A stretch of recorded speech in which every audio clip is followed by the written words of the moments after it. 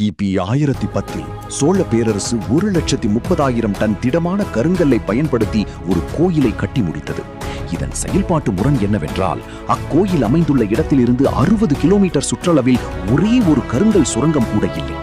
ஒவ்வொரு பாறையும் ஒரு துளி சாந்து கூட இல்லாமல் நகர்த்தப்பட்டு பொருத்தப்பட்டது. அதன் உச்சியில் 80 டன் எடையுள்ள ஒற்றைக்கல் உச்சக்கல் ஒன்று அமைந்துள்ளது. இந்த வாமன கோபுரத்தின் துல்லியமான கூம்பு வடிவவியலின் காரணமாக நண்பகலில் இது தரையில் கிட்டத்தட்ட நிழலையே ஏற்படுத்துவதில்லை.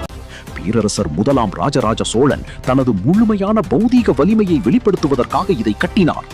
ஆனால் கோயிலின் நீடித்த நிலைத்தன்மைக்கு அதன் மையத்தில் தொடங்கும் ஒரு வடிவமைப்பு தர்க்கமே நேரடி காரணமாகும். இந்த கட்டடக்கலை குறுக்குவெட்டை பார்க்கும்போது அந்த கோபுரத்தின் எடைக்கு நேர் கீழே கர்ப்பகிரியை அல்லது கருவறை அமைந்துள்ளது. மிகவும் நெருக்கமான இந்த இருண்ட இடத்திற்குள் 3.1 மீட்டர் உயரமுள்ள கருங்கல் சிவலிங்கம் விற்றிருக்கிறது. இந்த அறை குறிப்பாக ஒளியியலுக்காகவே வடிவமைக்கப்பட்டுள்ளது. அடர்த்தியான கல் சுவர்களும் துல்லியமான நேர்கூட்டு அமைப்பும் பூசாரிகளின் மந்திர உச்சரிப்புகளை பிடித்து அவற்றை பௌதீக அதிர்வுகளாக மாற்றும் ஒரு அதிர்வுமானியாக செயல்படுகின்றன. இந்த முப்பரிமாண மாதிரி 80 டன் எடையுள்ள அந்த உச்சக்கல்லை 66 மீட்டர் உயர உச்சிக்கு நகர்த்துவதில் உள்ள நடைமுறை யதார்த்தத்தை காட்டுகிறது. தேவையான உயரத்தை அடைவதற்காகவே சோழ பொறியாளர்கள் சுமார் 6 கிலோமீட்டர் நீளமுள்ள ஒரு படிப்படியான மண் சரிவை கட்ட வேண்டியிருந்தது. அதன் கீழேயுள்ள ஒன்றோடொன்று பிணைக்கப்பட்ட கற்கள் உராய்வு மற்றும் புவியீர்ப்பை சார்ந்துள்ளன. திடமான சாந்து இல்லாததால் கற்கள் சிறிதளவு நகர முடியும்.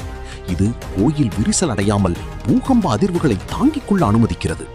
இந்த பொறியியல் தேர்வுகள் இந்து பிரபஞ்சத்தின் மையத்தில் உள்ள அண்டமலையான மீயுமலையின் ஒரு பௌதீக பிரதியை கட்டும் ஒரு குறிப்பிட்ட இறையியல் நோக்கத்திற்கு பயன்பட்டன. சோழ பேரரசு தனது கடல்வழி வர்த்தக வலைப்பின்னல்களை விரிவுபடுத்திய போது அவர்கள் வங்காள விரிகுடாவை ஒரு சோழர் ஏரியாக மாற்றினர்.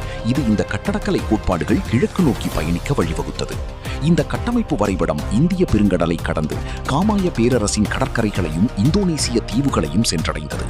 இந்தோனேசியாவில் உள்ள பிரம்மணனின் பல கோபுர அமைப்பிலும் கம்போடியாவில் உள்ள அங்கோர்வாட்டின் பரந்த வளாகத்திலும் திராவிட விம்மனத்தின் வழித்தோன்றல்களை காணலாம்.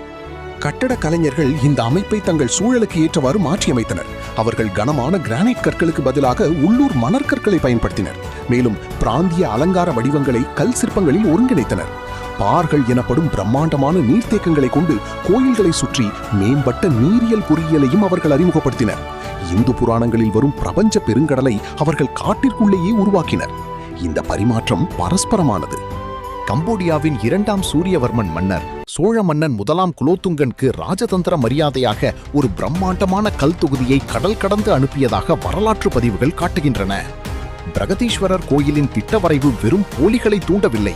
அது பூமியில் உள்ள மிகப்பெரிய மத நினைவு சின்னங்களின் கட்டுமானத்திற்கு ஆதரவளிக்கும் ஒரு கட்டமைப்பு அமைப்பை வழங்கியது. இந்தியாவில் சோழ பேரரசு இறுதியில் வீழ்ச்சியடைந்தது. பிரகதீஸ்வரர் கோயிலின் கட்டுப்பாடு பாண்டியர்களுக்கும் பின்னர் மராத்தியர்களுக்கும் இறுதியாக பிரிட்டிஷ் பேரரசின் அதிகார வரம்பிற்குள் வந்தது. காலனித்துவ படைகள் பெரும்பாலும் கலாச்சார தளங்களை கொள்ளையடித்தாலும் அல்லது தகர்த்தாலும் இந்த கோயிலின் பிரம்மாண்டமான அளவு அதை பாதுகாக்க வேண்டிய கட்டாயத்தை ஏற்படுத்தியது. அதை அழிப்பதற்கான ஏற்பாடு மேஜர் வில்லியம் லாம்ப்டன் தவறுதலாக கோயிலின் உச்சியிலிருந்து ஒரு கனமான பித்தளை தியோலைட்டை கீழே போட்டபோது அது கீழே இருந்த கற்கள் மீது மோதி உடைந்தது. ஆனாலும் அந்த கட்டமைப்பு தாக்கு பிடித்தது. அந்த அளவீட்டாளர்கள் பராமரித்த நுணுக்கமான பதிவுகள் தற்செயலாக கோயிலின் அளவை ஆவணப்படுத்தின. இது 1922 இந்திய தொல்லியல் துறையால் அதற்கு அதிகாரப்பூர்வ பாதுகாப்பு பிரகதீஸ்வரர் ஒரு மாபெரும் வாழும் சோலையாகும். 1000 ஆண்டுகளுக்கு முன்பு போலவே இன்றும் தினசரி வழிபாட்டுச் சடங்குகளையும் பாரம்பரிய நடன விழாக்களையும் இது நடத்துகிறது. இன்று நவீன தொழில்நுட்பம் அதன் அசல் கற்கட்டுமானம் நிலைத்திருப்பதை உறுதி செய்கிறது. குழுக்கள் கட்டிட தகவல் மாதிரியாக்கத்தை பயன்படுத்தி கோயிலை எண்ணிம முறையில் ஸ்கேன் செய்து ஒவ்வொரு கல்லின் சரியான நிலையையும் மில்லிமீட்டர் துல்லியத்துடன் வரைபடமாக்குகின்றன.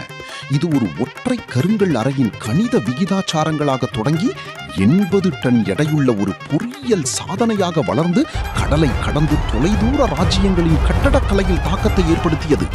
1000 ஆண்டுகளுக்கு பிறகும் அதன் அசல் வடிவமைப்பு இன்னும் நிலைத்து நிற்கிறது.